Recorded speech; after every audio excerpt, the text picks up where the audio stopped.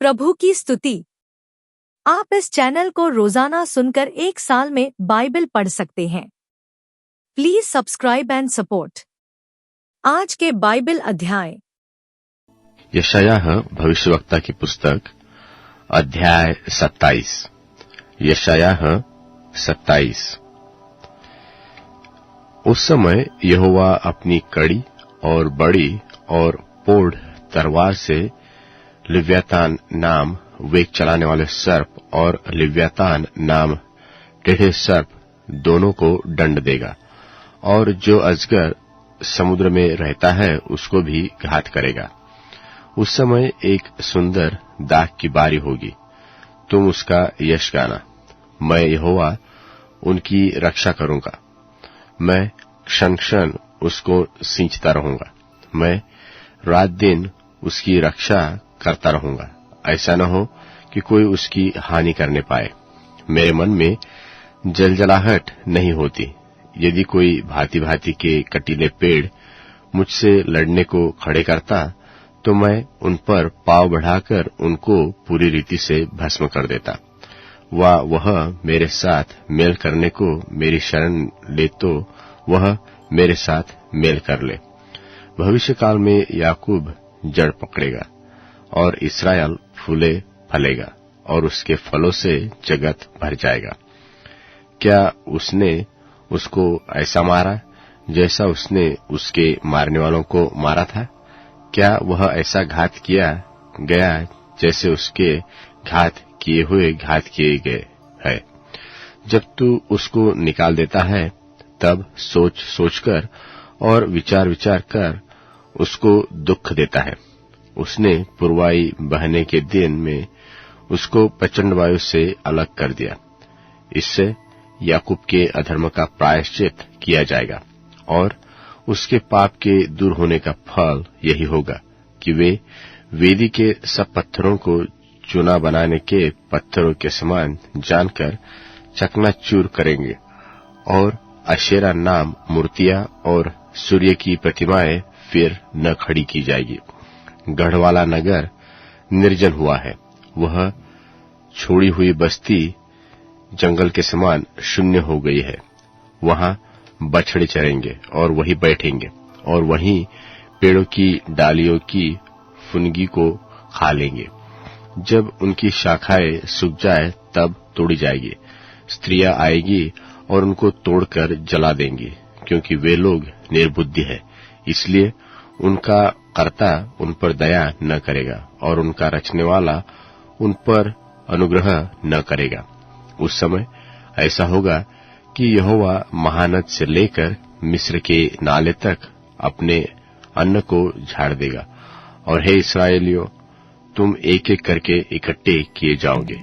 उस समय बड़ा नरसिंगा फूंका जाएगा, और अश्शूर देश में के नाश होने वाले और मिस्र देश में बरबस बसाए हुए यरूशलेम में आकर पवित्र पर्वत पर यहोवा को दंडवत करेंगे। यशायाह भविष्यवक्ता की पुस्तक अध्याय 28। यशायाह अध्याय 28। हाय एप्रेम के मतवालों के घमंड के मुकुट पर हाय, उनके सुंदर भूषण रूपी मुरझाने वाले फूल पर जो दाखमधु के पियकड़ों की अति उपजाऊ तराई के सिरे पर है। देखो, प्रभु के पास एक बलवंत और सामर्थी मनुष्य है, जो उस ओले की वर्षा व रोग उपजाने वाली आंधी व उमड़ने वाली प्रचंड धारा की नाई महाबल से उसको भूमि पर गिरा देगा। एप्रेमी मतवालों के घमंड का मुकुट पाव से लताड़ा जाएगा, और उनका सुंदर भूषण रूपी मुरझाने वाला फूल जो अति उपजाऊ तराई के सिरे पर है, वह उस अंजीर के समान होगा जो ग्रीष्मकाल से पहले पके, और देखने वाला देखते समय हाथ में लेते ही उसे निगल जाए। उस समय अपनी प्रजा के बचे हुओं के लिए सेनाओं का यहोवा आप ही सुंदर मुकुट और प्रतापी अधिकारी ठहरेगा, और जो न्याय करने को बैठते हैं उनके लिए न्याय करने वाली आत्मा, और जो चढ़ाई करते हुए शत्रुओं को नगर के फाटक से हटा देता है, उनके लिए वह वीरता ठहरेगा। परंतु ये भी दाखमधु के कारण डगमगाते और मदिरा के द्वार लड़खड़ाते हैं। याजक और नबी भी मदिरा के कारण डगमगाते हैं। दाखमधु ने उन्हीं को पी लिया। वे मदिरा के कारण लड़खड़ाते हैं। वे दर्शन पाते हुए भटक जाते और न्याय में भूल करते हैं, क्योंकि सब भोजन, आसन, वमन और मैल से भरा है, क्योंकि शुद्ध स्थान नहीं बचा। वह किसको ज्ञान सिखाए और किसको अपने समाचार का अर्थ समझाए? क्या उनको जो दूध छुड़ाए हुए और स्तन से अलगाए हुए हैं? आज्ञा पर आज्ञा, आज्ञा पर आज्ञा, नियम पर नियम, नियम पर नियम है, थोड़ा यहाँ थोड़ा वहां।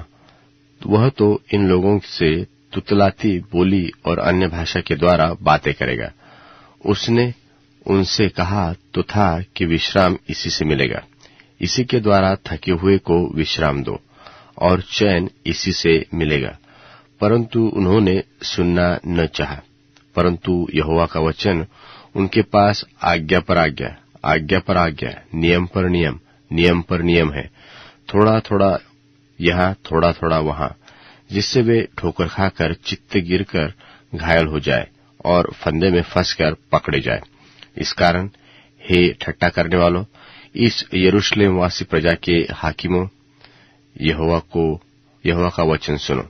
इसलिए कि तुमने कहा है कि हमने मृत्यु से वाचा बांधी और अधोलोक से प्रतिज्ञा कराई है। इस कारण विपत्ति जब बाढ़ की नाई बढ़ाए तब हमारे पास न आएगी, क्योंकि हमने झूठ की शरण ली और मिथ्या की आड़ में छिपे हुए हैं।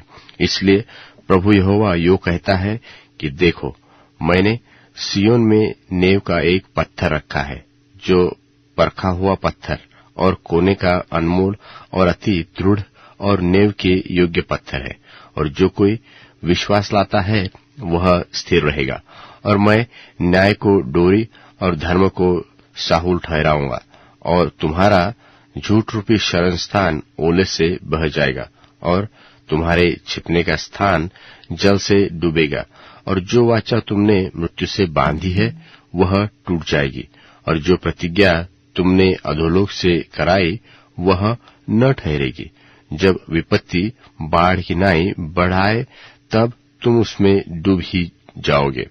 जब जब वह बढ़ आए तब तब वह तुमको ले जाएगी। वह तो प्रतिदिन वरन रात दिन बढ़ा करेगी। तब इस समाचार का सुनना ही व्याकुल होने का कारण होगा। बिछोना तो टांग फैलाने के लिए छोटा और ओढ़ना ओढ़ने के लिए तंग है, क्योंकि यहोवा ऐसा उठ खड़ा होगा जैसा वह पराजित नाम पर्वत पर खड़ा हुआ था, और जैसा गिबोन की तराई में उसने क्रोध दिखाया था, वैसा ही वह अब क्रोध दिखाएगा, जिससे वह अपना ऐसा काम करे जो अचंभित काम है, और वह कार्य करे जो अनोखा है। तो अब तुम ठट्ठा मत करो, नहीं तो तुम्हारे बंधन कसे जाएंगे, क्योंकि मैंने सेनाओं के यहोवा प्रभु से यह सुना है कि सारे देश का सत्यानाश ठाना गया है। कान लगाकर मेरी सुनो, ध्यान धरकर मेरा वचन सुनो। क्या हल जो तने वाला बीज बोने के लिए लगातार बोता रहता है, क्या वह सदा धरती को चीरता और हेंगाता रहता है? क्या वह उसको चौरस करके सौंफ को नहीं छितराता और जीरे को नहीं बखेरता और गेहूं को पांति पांति करके और जौ को उसके निज स्थान पर और कठिए गेहूं को खेत की छोर पर नहीं बोता? क्योंकि उसका परमेश्वर उसको ठीक ठीक काम करना सिखलाता और बतलाता है। दावने की गाड़ी से तो सौंफ दाई नहीं जाती और गाड़ी का पहिया जीरे के ऊपर चलाया नहीं जाता, परंतु सौंफ छड़ी से और जीरा सोठे से झाड़ा जाता है।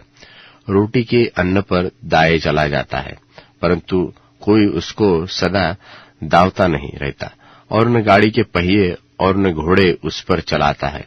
वह उसे चूर चूर नहीं करता। यह भी सेनाओं के यहोवा की ओर से नियुक्त हुआ है। वह अद्भुत, युक्तिवाला और महाबुद्धिमान है। कुरिन्थियों के नाम पौलुस प्रेरित की दूसरी पत्री 5वां अध्याय। क्योंकि हम जानते हैं कि जब हमारा पृथ्वी पर का डेरा सरीखा घर गिराया जाएगा तो हमें परमेश्वर की ओर से स्वर्ग पर एक ऐसा भवन मिलेगा जो हाथों से बना हुआ घर नहीं परंतु चिरस्थायी है। इसमें तो हम कहरते और बड़ी लालसा रखते हैं कि अपने स्वर्गीय घर को पहन लें, कि इसके पहनने से हम नंगे न पाए जाएं और हम इस डेरे में रहते हुए बोझ से दबे कहरते रहते हैं, क्योंकि हम उतारना नहीं वरन और पहनना चाहते हैं, ताकि वह जो मरणहार है जीवन में डूब जाए। और जिसने हमें इसी बात के लिए तैयार किया है वह परमेश्वर है, जिसने हमें बयाने में आत्मा भी दिया है।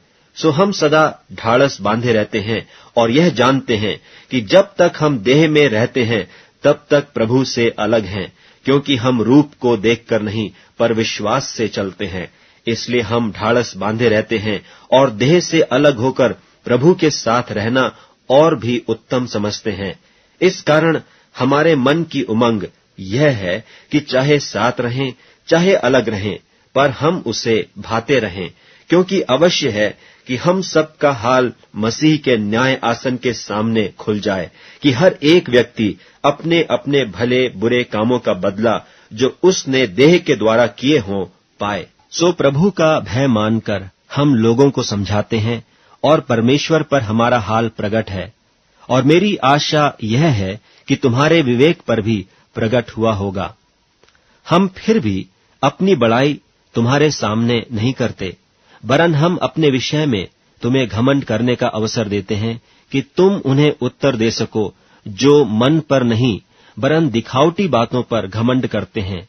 यदि हम बेसुध हैं तो परमेश्वर के लिए, और यदि चैतन्य हैं तो तुम्हारे लिए हैं, क्योंकि मसीह का प्रेम हमें विवश कर देता है, इसलिए कि हम यह समझते हैं कि जब एक सब के लिए मरा तो सब मर गए, और वह इस निमित्त सब के लिए मरा कि जो जीवित हैं वे आगे को अपने लिए न जिएं, परंतु उसके लिए जो उनके लिए मरा और फिर जी उठा।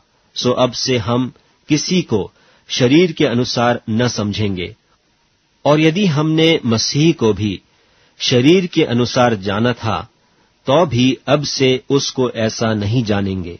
सो यदि कोई मसीह में है तो वह नई सृष्टि है, पुरानी बातें बीत गई हैं, देखो वे सब नई हो गईं।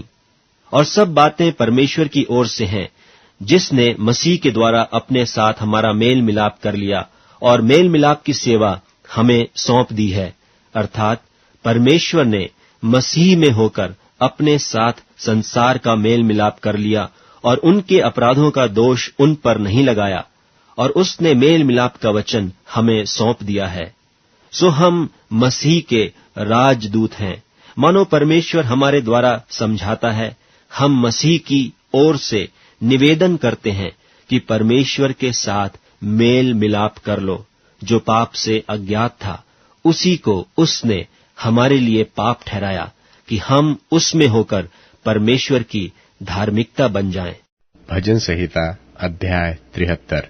भजन संहिता अध्याय 73। सचमुच इस्राएल के लिए अर्थात शुद्ध मन वालों के लिए परमेश्वर भला है। मेरे डेग तो उखड़ना चाहते थे, मेरे डेग फिसलने ही पर थे, क्योंकि जब मैं दुष्टों का कुशल देखता था तब उन घमंडियों के विषय डाह करता था, क्योंकि उनकी मृत्यु में वेदनाएं नहीं होती, परंतु उनका बल अटूट रहता है। उनको दूसरे मनुष्यों की नाई कष्ट नहीं होता, और मनुष्यों के समान उन पर विपत्ति नहीं पड़ती। इस कारण अहंकार उनके गले का हार बना है, उनका ओढ़ना उपद्रव है। उनकी आंखें चर्बी में से झलकती है, उनके मन की भावनाएं उमड़ती है। वे ठट्टा मारते हैं और दुष्टता से अंधेर की बात बोलते हैं। वे डिंग मारते हैं, वे मानो स्वर्ग में बैठे हुए बोलते हैं, और वे पृथ्वी में बोलते फिरते हैं। तो भी उसकी प्रजा इधर उधर लौट आएगी और उनको भरे हुए प्याले का सा जल मिलेगा। फिर वे कहते हैं कि परमेश्वर कैसे जानता है? क्या परम प्रधान को कुछ ज्ञान है?